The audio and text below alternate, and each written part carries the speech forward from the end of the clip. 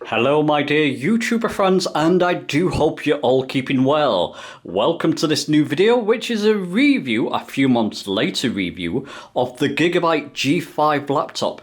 Now, some of you may remember that I released a video a few months ago when I got this laptop, showing how it performs with Microsoft Flight Simulator.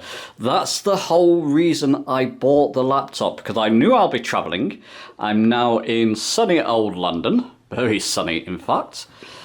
Knew I'll be travelling, knew I needed a laptop powerful enough to play Flight Simulator well. Go and watch that video if you haven't already. Excuse the ghetto setup there, it's on a stack of shelves until I can find a suitable desk, but it should be okay for this video. I'm going to give you my overall thoughts and impressions of it over the past few months in gaming generally, other tasks like internet browsing and other features of the laptop, and then I'll give you my overall recommendation. Okay, so let's not dilly-dally, let's get on with the video.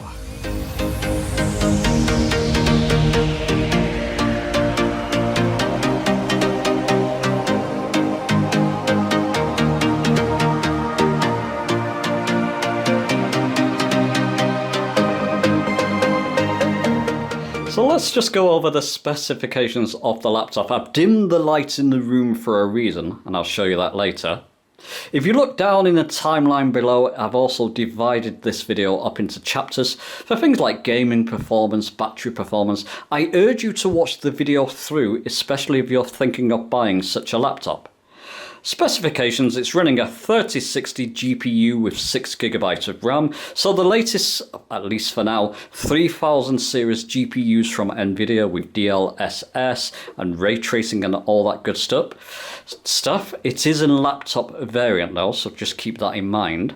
16GB of DDR4 RAM memory, 512GB NVMe hard drive. I'll talk about that in more detail later. A 10500H i5 CPU, so quite a quick CPU, boosting up to 4.5 GHz.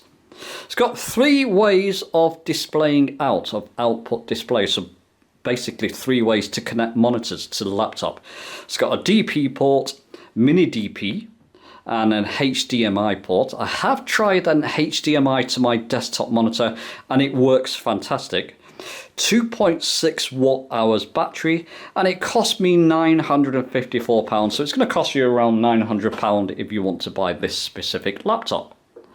Just going a little bit there, let's just show you some of the features of the laptop. This gaming center app came with it. Let's go to LED keyboard there. Let it load up, and as you can see, it's quite self-explanatory. You can actually change the keyboard. So you can see I've got a blue scheme there, change it to red. There you go, that's why I've dimmed the lights, in case you were wondering. Purple, green, yellow. Put it back to blue, that's the one I like. Click off that.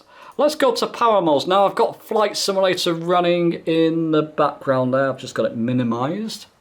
You can't hear the fans, or probably not much at the moment, because I've got it in quiet mode.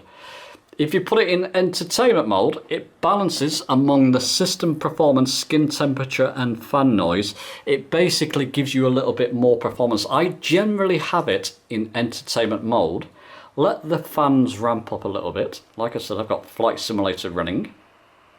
There you go. So you can probably hear the fans. They become more audible, but not too off-putting, especially if you're wearing headphones. Performance mode, on the other hand, well, that's a different story. Are you ready for this? There you go.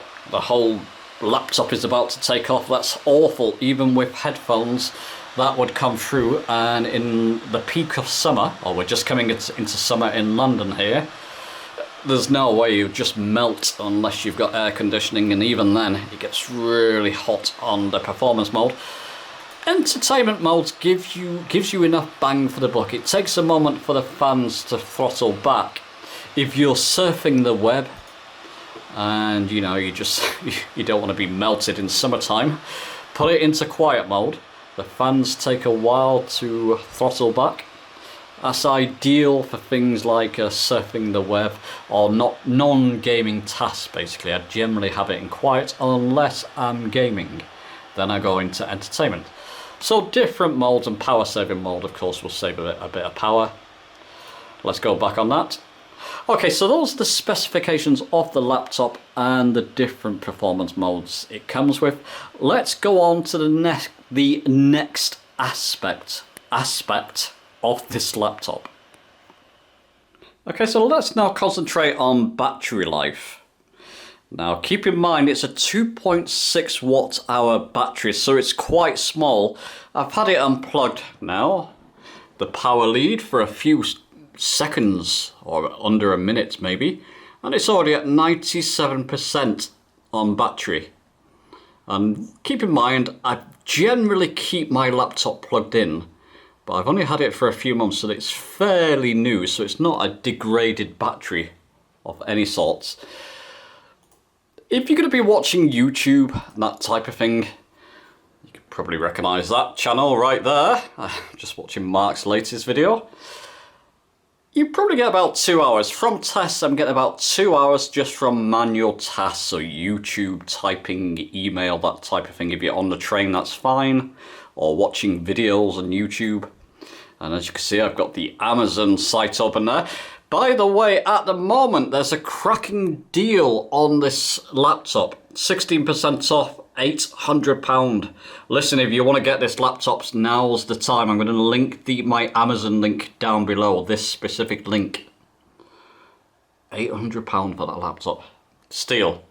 You want to do things like that, you can get a couple of hours with that battery. Let's just shrink that back down, see we're at 96%. For me, it's not a problem. For a lot of people, likely, you're buying a laptop because you're traveling, or you're moving around, or you want to game on the go.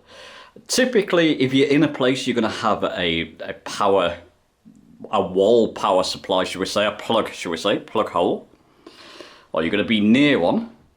So it's never been a problem. I've had a laptop, my previous laptop that's over 10 years old, I kept that plugged in 99% of the time. I rarely use the battery on it. In fact, now, because it's over 10 years old, the battery's pretty much gone. So it's never a problem. If I want to use this on a train for a couple of hours to do a few emails, writing, or maybe watch a couple of videos, like I said, you get a couple of hours from it. If you're gaming, you're looking maybe an hour, and you don't get the best performance. Keep that in mind when it's on battery power. Kind of powers back a little bit the performance, regardless of what power mode you have it on. So if you want to game on this laptop, you're getting it for gaming specifically, you really want to keep it plugged in. While we're on the subject of the power cord anyway, there's the power cord. I've got it unfilled mainly on the bed. You can see it's got a good range on it. Small factor, the actual power brick. The cord itself and the reach of it, I would say it's about 6 to 7 feet, probably around 7 feet. You can see I've not got it fully unfilled. I was in a hotel recently before I moved to London, and the plug holes were on one side of the room and the table was on the other. I had no problem plugging this into the wall socket and then getting it over to my laptop. It's got quite a long range on that power cable. So that's a good thing. It does seem good quality as well. So let's just reiterate what I've just been speaking about there. Battery power, couple of hours, YouTubing, emails, writing, that type of thing. Gaming, keep it plugged in. If you're like me, you got a laptop because you're either moving around with work a lot, or you've moved to a new location, you don't want to bring your desktop PC. That would have been a pain for me. So I keep it plugged in generally. But I'm just telling you that in case you do want to game without a power supply. Okay, while we're on the subject of gaming, let's jump to some gaming statistics for you now.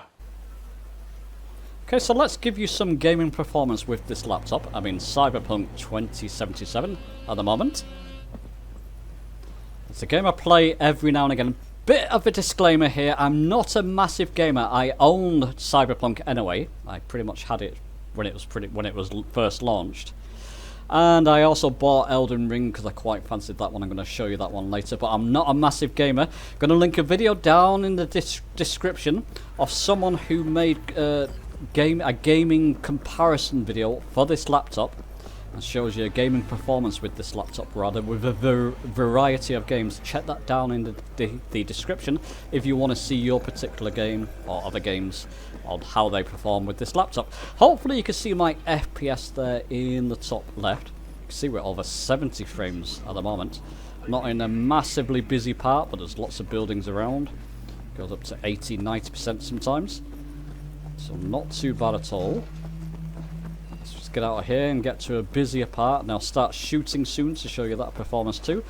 I've got the laptop in entertainment mode, so I've got the fans throttling up a little bit just to give me that little bit of boost in performance. There we go, that's coming down to downtown Night City, and as you can see the performance and frames are still holding pretty high there. Let me show you my settings. So we go to settings, go to graphics, and there we go. I put it on presets high, and I changed a couple of things like film grain. I don't like that. I turned it off, and motion blur, I turned it down to low. See there, I've just got medium to high. It defaulted to high to maximum by default when I first ran this. I was getting between 40 and 50 frames, which is not bad when you think about that with ray tracing on. I still have ray tracing on, I don't have ray trace reflections. I'll turn that on in a moment. Actually, let's turn it on now to see what difference that makes. And you should see the frames drop with ray trace reflections on. There you go, it's gone on the... Well, it's around 50 frames, 40, high 40s to 50. Which is still not too bad with ray trace reflections on. It's a tricky game to run. And try and maintain 60 frames a second, especially on a laptop, Cyberpunk. So it's not too bad. I'm not missing... I don't mind playing it at this frame rate. People want 60 frames or nothing. For me, this is absolutely playable. Let's do a bit of shooting. Yep, I know. There you go. Sorry, guy. You were just you were just in the wrong place at the wrong time. There we go. Just go back to settings a second. And if I turn that off, for example, I can even turn some of these settings up. So let's just go there, high. In fact, let's turn all these to high, just to show you. And we can turn ray tracing reflections back off again. There we go. Apply. And go back. Oh, there you go. See. 60, 70 frames a second, no problem at all. Now, is this a cop shooting me? Maybe not. Just put my gun away, see if that helps. Maybe, maybe not. Get back to a busy part, still over 60 frames there with everything set to high. Not bad for a laptop with Cyberpunk, not bad at all, I would say. Still maintaining around 60 frames there, just over, with some action happening on screen, lots of buildings around, lots of people around. Shooting action. Does obviously dip, and I'm recording as well, keep that in mind. Let's leg it, get out of here. And I've got to say, the quality on this screen, laptop screen, is absolutely superb playing this game. The colours really pop. You really feel like you're in Night City when playing. Look at that. Absolutely lovely. I do hope this is coming through. And you can see how well. Let's get to this busy part. Those frames are holding up there. Absolutely lovely. A treat to play on this laptop. Anyway, that's Cyberpunk. Let's move on to Elden Ring. Okay, so let's give you a bit of Elden Ring's performance here on this G5 Gigabyte laptop. Now, a bit of a disclaimer here. I got this at launch. It's never been that well optimized for PC. I believe it's better now these days, a few months later. But you still get dips, maybe not as big as you did before. As you can see though, I'm reaching near enough that 60 frames, maybe just dipping just below it. Well, I'm just mid 50s to 60s. Give you my graphics settings. I believe I've just got it all on high. let's just go to advanced settings here. There you go, high across the board. You can bump these up to maximum. Don't feel a need to, I don't feel it makes that much difference to be honest. So all on high, everything on high there. Get rid of that, just ride around a little bit. It's difficult to gauge this one because it's difficult to say, well, is that the laptop performance or the game not being that well optimized still? But it's giving me decent frames. As you can see, I've no complaints. I don't sit there chasing frames. It's the first time I put a frame rate counter on this game because I don't, and I've never really had difficulty with it since launch. In fact, it's never been that stuttery or dip that low for me that it's been unplayable on this specific laptop. There we go, get my little horsey back and just ride around. As you can see, more world detail in the background. When you're in a sort of a situation like this, then the frames can dip a little bit further. But nothing too drastic, and keep in mind I am recording this with GeForce Experience at the same time. So generally I'd get better performance when I'm not recording. As you can see, they're decent frames. One thing I did mention before, the laptop comes with a 512 gigabyte hard drive. Now I've got Flight Simulator installed, obviously. It's quite a large game, it's well over 100 gig, maybe 150 gig with add-ons and goodness knows what. Elden Ring and Cyberpunk and various video files, because I do my video editing now with this laptop as well, so 10 gigabyte of video files as well. I've still got around 50 gigabyte left on the hard drive. You're not going to get a massive amount of games on this, depending how large the games are. With things like Elden Rings, it's not that large. And Cyberpunk, maybe I can get 5, 6, 7 games of that type on this laptop on that hard drive. Ideally, I want to expand that hard drive, and I will be doing in the future. I'll be buying an NVMe drive, maybe between £50 and £60 or something of that sort, another 112 gigabytes. And it doesn't look that difficult to install. I'm not very good at this game, by the way, as you can see. I do need to play more of it. I played a few hours at launch and not been back to it. I am pretty much predominantly a flight simmer. Play flight simulation games, but every now and again I play games like this. But there you go. That's Elden Ring. I hope that gives you some idea of the performance of how it will perform on this laptop, and it performs pretty well, I've got to say. I've had no issues with this since launch. So there you go. Let me now take you to my conclusion. And so, conclusion and recommendation time. Would I recommend you go and buy this G5 Gigabyte gaming laptop? Well, let me just be fully transparent. I got this, like I said, and I linked the video at the beginning. I'm going to link it right at the end as well. I got this laptop because I knew I'd be traveling and I wanted to make flight simulator videos, and I wanted to play Flight Simulator on the go, or whilst I'm down in London, or up in London at least. It's a nice surprise that it does well in other modern games as well. Things like Elden Ring, as you saw, and Cyberpunk. Mightily surprised. With DLSS and ray tracing and all that good stuff with decent frames. If I do get hold of a monitor while I'm down here in London and I can put that display to a bigger screen, that's even a bigger bonus for me. For the price and the performance ratio, or price to performance ratio, it's hard to beat. For around £900 and you're getting that decent performance. If you're doing things like VR, I tested VR, just basic VR out on it. So things from the Oculus Store, what was it now, Lone Echo 2 and that type of thing run very well on this. Not done much flight simming in VR. I do hope to get myself another VR headset while I'm down here, and maybe that will be a future video, but generally it does VR very well as well.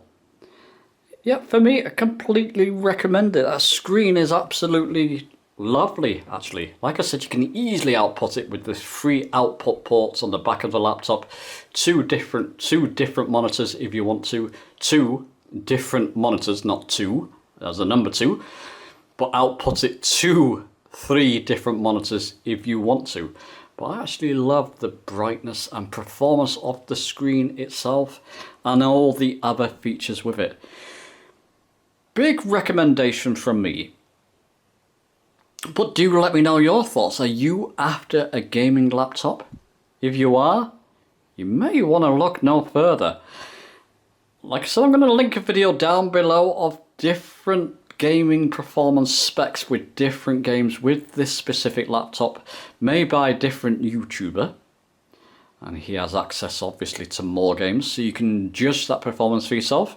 Yeah, huge recommendation from me, but let me know your own thoughts down below. Give the video a like if you've enjoyed it, subscribe for more, and I'll see you very soon.